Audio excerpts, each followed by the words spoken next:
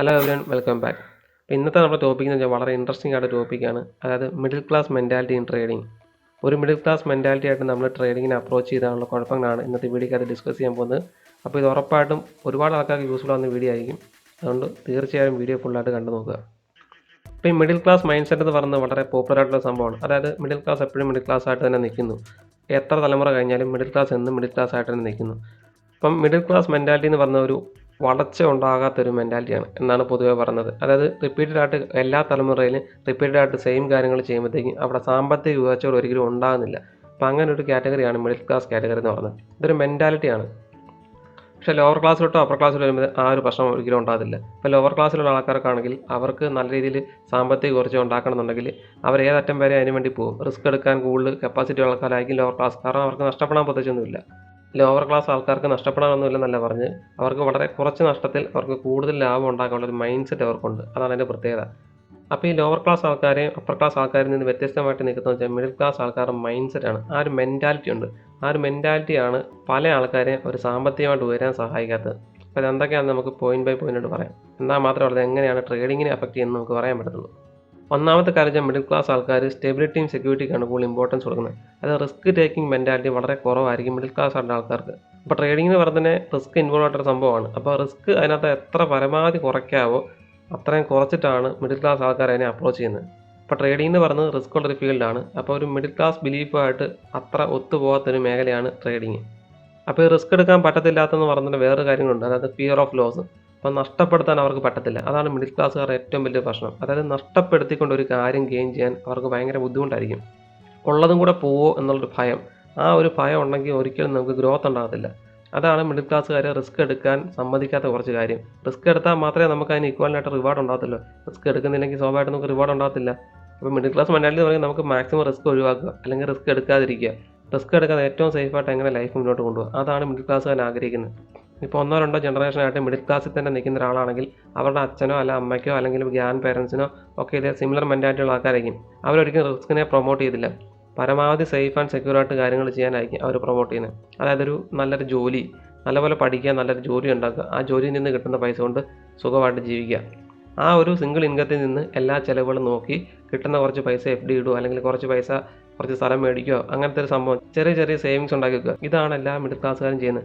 മാത്രമല്ല ഈ middle class mentality ഉണ്ട് താനും, പക്ഷേ സോഷ്യലി ഭയങ്കര സംഭവമാണെന്ന് കാണിക്കുകയും ചെയ്യണം പല ആൾക്കാർക്കും. അതുകൊണ്ട് നമ്മുടെ ഇൻകത്തിൽ നിൽക്കാത്ത രീതിയിലുള്ള വീടുകൾ കെട്ടിപ്പോക്കുക, കാറ് മേടിക്കുക, ഇതുപോലത്തെ കാര്യങ്ങൾ പ്രവർത്തനങ്ങൾ കൂടുതലും അവർ ചെയ്യുന്നത് കാണാം.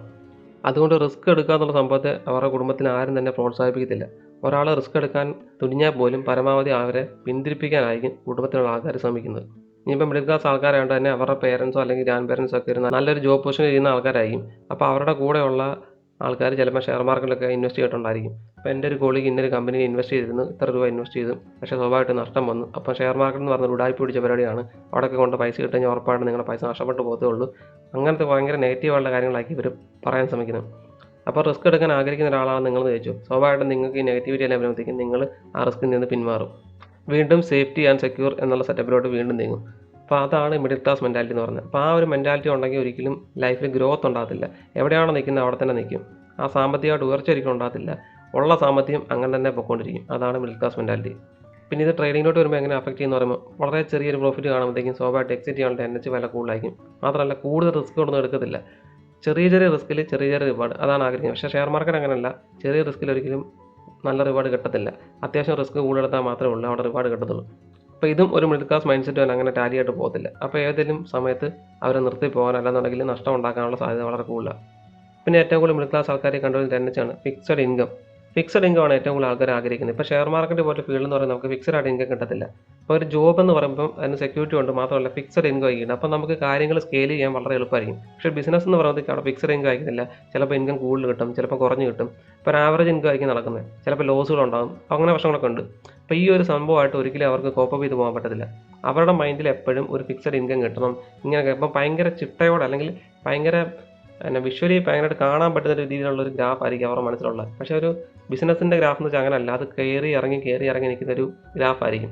അപ്പോൾ ഈ ഫിക്സഡ് ഇൻകം മൈൻഡ് സെറ്റ് ആൾക്കാർ ഇതുപോലത്തെ ഫീൽഡിലോട്ട് വരുന്നത് അവർക്ക് സ്ഥിരമായിട്ടൊരു വരുമാനം വേണം, അല്ലെങ്കിൽ മാസം എത്ര രൂപ വേണം, അല്ലെന്നുണ്ടെങ്കിൽ ഇപ്പം ഡെയിലി 2000 രൂപ വേണം. അപ്പോൾ ഇങ്ങനൊരു കാൽക്കുലേഷൻ കൊണ്ട് അവർ കാൽക്കുലേറ്റ് ചെയ്യും. അപ്പോഴത്തേക്കും അതനുസരിച്ച് സ്ട്രാറ്റജിയിലൊക്കെ സെറ്റപ്പ് ചെയ്യും. പക്ഷേ ഷെയർ മാർക്കറ്റ് അങ്ങനെയല്ല വർക്ക്, നിങ്ങൾക്ക് എല്ലാവർക്കും അറിയാം. ഇപ്പോൾ ഇവർ ചെയ്യുന്ന വെച്ചാൽ ഡെയിലി 2000 രൂപ ഉണ്ടായി കഴിഞ്ഞാൽ ഇപ്പം 20 ദിവസത്തേക്ക് എത്രയാണ് 40,000 രൂപ പ്രോഫിറ്റ് ഇങ്ങനെ കാൽക്കുലേറ്റ് ചെയ്യും. അങ്ങനെ കാൽക്കുലേറ്റ് ചെയ്തിട്ട് അതനുസരിച്ചുള്ള കാര്യങ്ങൾ അവർ ചെയ്യാൻ തുടങ്ങും. പക്ഷേ മാർക്കറ്റ് അങ്ങനെയല്ല വർക്ക് ചെയ്യുന്നത്. അപ്പോൾ ഇതുപോലത്തെ കാൽക്കുലേഷൻ ഒന്നും മാർക്കറ്റിൽ വർക്കൗട്ട് ആവാനുള്ള സാധ്യത വളരെ കുറവാണ്. അതായത് ഇന്ന് ചിലപ്പോൾ നഷ്ടമായിരിക്കും, നാളെ ചിലപ്പോൾ പ്രോഫിറ്റ് ആയിരിക്കും, നാളെ ചിലപ്പോൾ നഷ്ടമായിരിക്കും, അത് കഴിഞ്ഞ് പിന്നെ പ്രോഫിറ്റ് ആയിരിക്കും. അപ്പോൾ അങ്ങനത്തെ ഒരു സംഭവമാണ് നമ്മുടെ മാർക്കറ്റ് എന്ന് പറയുന്നത്. അപ്പോൾ അതിനെ ഓവർകം ചെയ്യാൻ നല്ല സ്ട്രാറ്റജിയിൽ വേണം. ചിലപ്പോൾ നഷ്ടങ്ങളുണ്ടാകും, ചിലപ്പോൾ ലാഭങ്ങളുണ്ടാകും, അതൊക്കെയാണ് അതിൻ്റെ സംഭവം.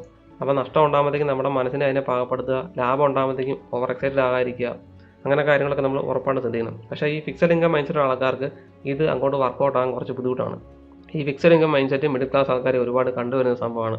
അതുകൊണ്ടാണ് ഇത് പോയിന്റ് ആയിട്ട് ഇത് പറഞ്ഞത്. പിന്നീട് മിഡിൽ ക്ലാസ്സുകാർക്ക് ട്രേഡിങ്ങിലോട്ട് ഏറ്റവും വലിയ പ്രശ്നം എന്ന് പറയുമ്പോൾ ഓവറായിട്ട് ക്യാപിറ്റൽ പ്രിസർവ് ചെയ്ത് വെക്കും. അതായത് നല്ലൊരു ഓപ്പർച്യൂണിറ്റി കിട്ടിയാൽ പോലും അത് ഓവർ റിസ്ക് ആണെന്നുണ്ടെങ്കിൽ അവർ അവോയ്ഡ് ചെയ്യത്.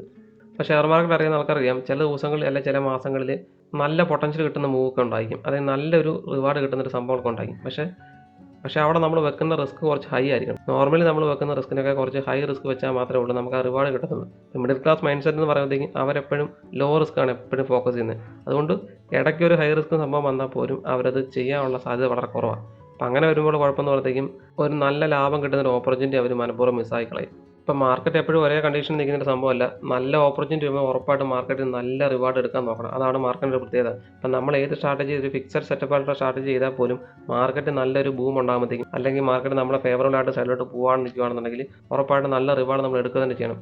കാരണം വല്ലപ്പോഴും മാത്രമേ മാർക്കറ്റ് അങ്ങനത്തെ ഒരു മൂവ്മെൻ്റ് ഒക്കെ നമുക്ക് കിട്ടത്തുള്ളൂ. അപ്പോൾ അങ്ങനത്തെ മൂവ്മെൻറ്റ് പിടിച്ചാലുള്ള ഗുണം എന്ന് പറഞ്ഞാൽ നമുക്ക് ചെറിയ ലോസുകളൊക്കെ ഉണ്ടെങ്കിൽ ആ ലോസൊക്കെ കവറായി പോകും. അതുകൊണ്ട് അതുപോലത്തെ റിവാർഡ് കിട്ടുന്ന സന്ദർഭങ്ങൾ ഒരിക്കലും നമ്മൾ മാർക്കറ്റിൽ മിസ്സാക്കാൻ പാടില്ല. പക്ഷേ മിഡിൽ ക്ലാസ് മൈൻഡ് സെറ്റുള്ള ആൾക്കാർ ഒരിക്കലും ആ റിസ്ക് എടുക്കത്തില്ല. അവരുടെ ക്യാപിറ്റൽ പ്രൊട്ടക്ട് ചെയ്യാൻ വേണ്ടി ആ റിസ്ക് അവർ എടുക്കാതിരിക്കും. അതുകൊണ്ട് സ്വാഭാവികമായിട്ടും അവർക്ക് ആ ഒരു ഓപ്പർച്യൂണിറ്റി നഷ്ടപ്പെട്ടു പോകും. പിന്നീടുള്ളൊരു പ്രധാന പ്രശ്നം എന്ന് പറഞ്ഞാൽ ഫൈനാൻഷ്യൽ എഡ്യൂക്കേഷൻ അതിൻ്റെ കുറവാണ്. അത് നമ്മുടെ കരിക്കുലത്തിൽ ഒന്നും ഒരിക്കലും നമുക്ക് ഫൈനാൻഷ്യൽ എഡ്യൂക്കേഷൻ കിട്ടുന്നില്ല.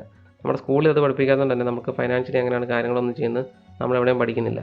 അപ്പോൾ ട്രേഡിങ്ങിനോട് വരുമ്പോഴത്തേക്കും നമുക്ക് മെയിനായിട്ട് വേണ്ടത് മാർക്കറ്റ് ഡൈനാമിക്സ് പഠിക്കുക, അല്ലെന്നുണ്ടെങ്കിൽ സ്ട്രാറ്റജീസ് ഇംപ്ലിമെൻറ്റ് ചെയ്യാൻ പഠിക്കുക, പിന്നെ റിസ്ക് മാനേജ് ചെയ്യുക, ഇവ കാര്യങ്ങളൊക്കെയാണ് നമുക്ക് വേണ്ടത്. അപ്പോൾ ഒരു പ്രോപ്പർ ഫൈനാൻഷ്യൽ എഡ്യൂക്കേഷൻ ഇല്ലാത്ത ഒരാളെ വെച്ച് നോക്കുമ്പോഴത്തേക്കും അതൊക്കെ ചെയ്യാൻ കുറച്ച് ബുദ്ധിമുട്ടായിരിക്കും. അല്ലെന്നുണ്ടെങ്കിൽ അവർ പുറത്ത് എവിടെയെങ്കിലും പഠിക്കണം. ഇപ്പോൾ യൂട്യൂബ് അല്ലെന്നുണ്ടെങ്കിൽ മറ്റു കാര്യത്തിൽ നിന്നൊക്കെ പഠിച്ചാൽ മാത്രമേ ഉള്ളൂ അവർ പ്രോപ്പറായിട്ട് ചെയ്യാൻ പറ്റത്തുള്ളൂ. അപ്പോൾ റിസ്ക് എടുക്കാൻ താല്പര്യമില്ലായ്മ ഈ ഫൈനാൻഷ്യൽ ഇല്ലിറ്ററസിയും കൂടെ ആകുമ്പോഴത്തേക്കും അങ്ങനെയുള്ള ആൾക്കാർക്ക് മാർക്കറ്റ് പിടിച്ചിരിക്കാൻ കുറച്ച് ബുദ്ധിമുട്ടായിരിക്കും. പിന്നെ അടുത്ത പോയിന്റ് പറയുമ്പോഴത്തേക്കും ഷോർട്ട് ടൈം തിങ്കിങ് ആണ്. ഇപ്പോൾ മിഡിൽ ക്ലാസ് മെൻറ്റാലിറ്റിയുള്ള ആൾക്കാർക്ക് ഷോർട്ട് ടൈം തിങ്കിങ് ആയിരിക്കും. അതായത് വളരെ പെട്ടെന്ന് തന്നെ അവർക്ക് ഗെയിൻ വേണം, വളരെ പെട്ടെന്ന് തന്നെ റിസൾട്ട് കിട്ടണം. അങ്ങനെ ഒരു തിങ്കിങ് പ്രോസസ് ആണ് കൂടുതലും മിഡിൽ ക്ലാസ് ആൾക്കാർക്കുള്ളത്. അപ്പോൾ ഷെയർ മാർക്കറ്റ് എന്ന് പറയുമ്പോഴത്തേക്കും ഇൻസ്റ്റൻ്റ് ആയിട്ട് റിട്ടേൺ കിട്ടുന്നുണ്ടെന്ന് പറഞ്ഞാലും ഇതൊരു ലോങ് ടൈം പ്രോസസ് ആണ്. ഇപ്പോൾ ലോങ് ടൈമിൽ നമുക്ക് നല്ലൊരു വെൽത്ത് ഉണ്ടാക്കി എടുക്കാൻ ഷെയർ മാർക്കറ്റ് നമുക്ക് കൃത്യമായിട്ട് യൂസ് ചെയ്യാൻ പറ്റും. പക്ഷേ മിഡിൽ ക്ലാസ് ആൾക്കാർ അങ്ങനെയല്ല ഞാൻ കാണുന്നത്. വളരെ പെട്ടെന്ന് പൈസ ഉണ്ടാക്കാൻ വേണ്ടി അല്ലെങ്കിൽ പെട്ടെന്നൊരു ബൂം ഉണ്ടാക്കാൻ വേണ്ടിയാണ് പല ആൾക്കാരും ഇതിനെ സമീപിക്കുന്നത്. അപ്പോൾ ഈ ഷോർട്ട് ടൈം തിങ്കിങ് ഉള്ളതുകൊണ്ട് തന്നെ കൂടുതലായിട്ട് ഇവർ ലോങ് ടൈം ഇൻവെസ്റ്റ്മെൻ്റ് ഒന്നും കൂടുതൽ ഫോക്കസ് കൊടുക്കത്തില്ല. അവരെപ്പോഴും ഷോർട്ട് ടൈം റിട്ടേൺ, ഇൻട്രാഡേ അല്ലെന്നുണ്ടെങ്കിൽ ഓപ്ഷൻ ട്രേഡിംഗ് ഇതുപോലത്തെ കാര്യങ്ങളായിരിക്കും കൂടുതൽ ഫോക്കസ് കൊടുക്കുന്നത്. ഫൈനാൻഷ്യൽ ലിറ്ററസി, റിസ്ക് മാനേജ്മെൻറ്റ് ഇതൊന്നും ഇല്ലാത്തതുകൊണ്ട് തന്നെ ഓപ്ഷൻസ് അല്ലെന്നുണ്ടെങ്കിൽ ഇൻട്രാഡേ ട്രേഡൊക്കെ ചെയ്യുമ്പോഴത്തേക്കും കൂടുതൽ നഷ്ടം വരാനുള്ള സാധ്യതയുണ്ട്. പക്ഷേ ലോങ് ടൈം ഇൻവെസ്റ്റ്മെൻറ്റിലേക്ക് ഫോക്കസ് ചെയ്യുകയാണെന്നുണ്ടെങ്കിൽ സ്വാഭാവികമായിട്ട് അവിടെ ലാഭം ഉണ്ടാകും. പക്ഷേ ഈ ഷോർട്ട് ടൈം തിങ്കിങ് പ്രശ്നം കാരണം അവർക്ക് ലോങ് ടൈം ഇൻവെസ്റ്റ്മെൻറ്റ് ചെയ്യാൻ പറ്റത്തില്ല. അപ്പോൾ ഈ സംഭവങ്ങളെല്ലാം കൂട്ടിച്ച് വായിക്കുമ്പോഴത്തേക്കും മിഡിൽ ക്ലാസ് മൈൻഡ് സെറ്റ് ഉള്ള ആൾ ട്രേഡിലോട്ട് വരുവാണെങ്കിൽ അവർക്ക് വിൻ ചെയ്യാനുള്ള സാധ്യത വളരെ കുറവായിരിക്കും. പക്ഷേ ട്രേഡിങ്ങിൽ വിൻ ചെയ്യണമെന്നുണ്ടെങ്കിൽ ആ ഒരു മൈൻഡ് സെറ്റ് നമുക്ക് മാറ്റിക്കൊണ്ട് വരാൻ പറ്റണം. ആ മൈൻഡ് സെറ്റ് മാറ്റിയാൽ മാത്രമേ ഉള്ളൂ നമുക്ക് ഒരു ഗ്രോത്ത് മൈൻഡ് സെറ്റ് ഉണ്ടാക്കിയെടുക്കാൻ പറ്റത്തുള്ളൂ. ഗ്രോത്ത് മൈൻഡ് സെറ്റ് ഉണ്ടെങ്കിൽ മാത്രമേ ഉള്ളൂ നമുക്ക് ലൈഫിൽ നല്ലൊരു ഉയർച്ചയിലോട്ട് പോകാൻ പറ്റത്തുള്ളൂ. അപ്പം ഞാനൊരു മിഡിൽ ക്ലാസ്സുകാരാണ്. അതുകൊണ്ട് ഞാൻ നിൽക്കുന്ന ബാക്ക്ഗ്രൗണ്ട് വളരെ കൃത്യമായിട്ട് എനിക്ക് ഡീറ്റെയിൽ ആയിട്ട് പറയാൻ പറ്റും. എന്തൊക്കെയാണ് ഇതിൻ്റെ ഒരു സംഭവം നമുക്ക് പറയാൻ പറ്റും. മാത്രമല്ല വീഡിയോ കാണുന്ന മെജോറിറ്റി ആൾക്കാരും മിഡിൽ ക്ലാസ്സുകാരായിരിക്കുമല്ലോ. അപ്പോൾ ഈ കാര്യങ്ങൾ നിങ്ങൾക്ക് എത്രമാത്രം റിലേറ്റ് ചെയ്യാൻ പറ്റും നിങ്ങളൊന്ന് ആലോചിച്ച് നോക്കിയാൽ നിങ്ങൾക്ക് മനസ്സിലാക്കാൻ പറ്റും. നിങ്ങളുടെ സാഹചര്യങ്ങൾ, നിങ്ങളുടെ ചുറ്റുപാടുകൾ, നിങ്ങളുടെ വീട്ടിലെ ആൾക്കാരുടെ മെൻറ്റാലിറ്റി ഇതെല്ലാം കൂടെ കൂട്ടി വായിക്കുമ്പോഴത്തേക്കും ഇതിൻ്റെയൊക്കെ ഏകദേശം ഒരു മിശ്രിതമായിരിക്കും. അപ്പോൾ ആ ഒരു മൈൻഡ് സെറ്റൊക്കെ മാറ്റിയെടുത്തിട്ട് ഒരു ഗ്രോത്ത് മൈൻഡ് സെറ്റ് നമ്മൾ ഇംപ്ലാന്റ് ചെയ്താൽ മാത്രമേ ഉള്ളൂ നമുക്കൊരു ഗ്രോത്ത് ഉണ്ടാകത്തുള്ളൂ. അപ്പോൾ അതൊരു സൈക്കോളജിക്കലായിട്ടുള്ള പ്രോസസ്സാണ്. അത് നമ്മൾ തന്നെ എഫർട്ട് ഇട്ടാൽ മാത്രമേ നമുക്കത് ചെയ്യാൻ പറ്റത്തുള്ളൂ. അപ്പോൾ എൻ്റെ ഒരു മൈൻഡ് സെറ്റ് എങ്ങനെ ഷിഫ്റ്റ് ആയെന്ന് ഞാൻ പറയാം. ഇതൊരു പേഴ്സണൽ എക്സ്പീരിയൻസ് ആണ്. അതായത് ഞാൻ നേരത്തെ തന്നെ ബിസിനസ് പരമായിട്ടുള്ള വീഡിയോസൊക്കെ ഞാൻ യൂട്യൂബിൽ ഒരുപാട് കാണുമായിരുന്നു. നമ്മുടെ ടെഡെക്സിനകത്തുള്ള വീഡിയോസൊക്കെ ഉണ്ട്.